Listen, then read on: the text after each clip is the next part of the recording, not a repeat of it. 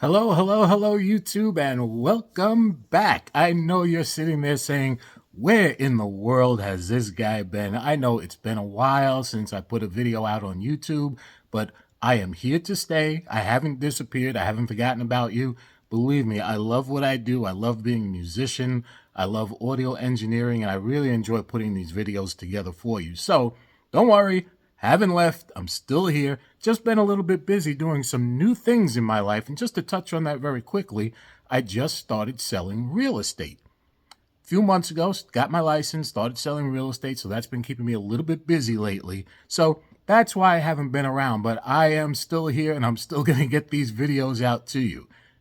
That being said, I know this is going to sound like kind of a strange segue, but that actually brings us into today's topic, which is gear acquisition syndrome, or better known as gas. Do you have gas?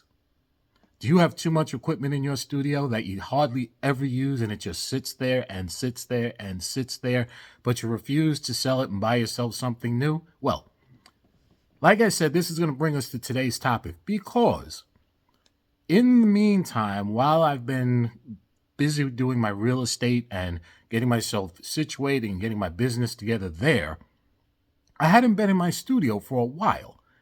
And when I finally decided, okay, I'm pretty much where I need to be now as far as getting started with my real estate business, I said, all right, let me get back into the studio and start getting back to work again.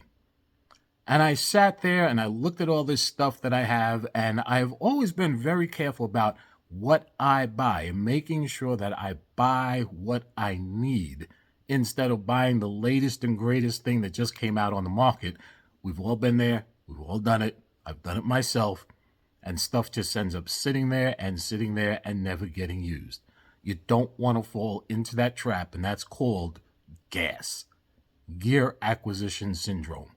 Don't fall into it. You will end up spending thousands and thousands and thousands of dollars on stuff that you barely use and probably never needed. So anyway, I get back into my studio and I fire up the system and I'm getting ready to put some ideas out of my head and into the board and get to work.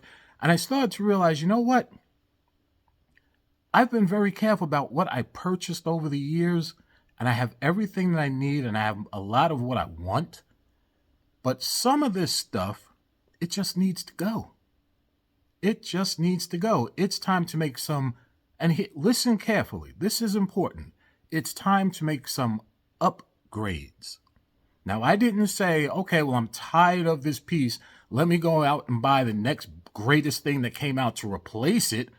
Another compressor. I love this compressor that I have. I've been using it for years now, but look at what just came out on the market. Let me go out and buy that compressor. That's not what I'm talking about. I'm talking about upgrading. I'm talking about taking a look at what you have in your studio and saying, you know what? This is a great piece of equipment and it's done very well for me over the years. However, I've known that there's a lot of other things out there that are even better, and my skills have gotten better. So now it's time for me to upgrade to something even better than what I have. I want you to take a look at something very quickly here. Just bear with me. I got to lean over here real quick. Just want you to take a look at something. Now, if you are an audio engineer and you have a home recording studio or a commercial studio, you are very well aware of what this is. I'm trying to get it all in the frame for you, but you're pretty much very well aware of what this is. This is a rack, and that's where you put all of your outboard gear. Now, in my studio, I have 4 racks full of gear. But you notice this one is now empty. And why is that? Because I took 4 pieces of gear out of that rack that I intend to upgrade newer, better, more sophisticated equipment. Was there anything wrong with the equipment that I already had? No, not at all. Not at all. I've got Neve pieces. I've got solid state logic pieces. I'm not even going to try to name all of them. I've got so many pieces of gear, and most of them I use most of the time, depending on the project that I'm working on. But this piece right here is now empty. And moving forward within the next few days, I'm probably going to have even more empty spaces in my slots as I decide, you know what? It's time to upgrade. And I want to stress that point again. I didn't say that I'm going to go out and buy another piece of gear. I'm saying I'm going to upgrade what I have. Let me give you an example. Now, I know I'm not the only one. I know everybody out there that's watching this video watches a lot of other people on YouTube as far as audio engineering and mixing and mastering and things like that. There's a few guys out there, and I'm not going to mention any names, not going to put anybody on the spot, but you've seen this. And maybe you didn't realize what you were looking at, but you've definitely seen it. The guy goes out, he does a review on a piece of equipment and tells you how great it is, and it probably is, more than likely is a really good piece of equipment. But one person in particular I noticed started out with rack gear. And then this person decided he was going to move from rack gear to a mixing recording console. Spent thousands of dollars on this recording console. And then turns around, I think it was maybe just about a year later, and gets rid of the console. And now is going back to rack gear. What happened there? What happened there? I don't know for sure. I can't say what was on this person's mind, but in my opinion, it appears to me that you're so excited about getting a recording console sooner or later that you gave up on what you had that worked perfectly well and went out, sold all that stuff, and got a recording console that you never needed. 1 year later, you turn around and sell that recording console, and now you're back to buying back all the stuff that you sold. 2 steps there, 2 years, wasted time, wasted effort, and wasted money because you know he's not getting back every single penny for the stuff that he sold, and now he's got to go back and rebuy it. Don't fall into that trap. When you're watching these YouTube videos, watch them subjectively, or I should even say objectively. Listen to what they're saying and make a sound decision. That's a really nice piece of gear, and I would love to have it, but do I really need it?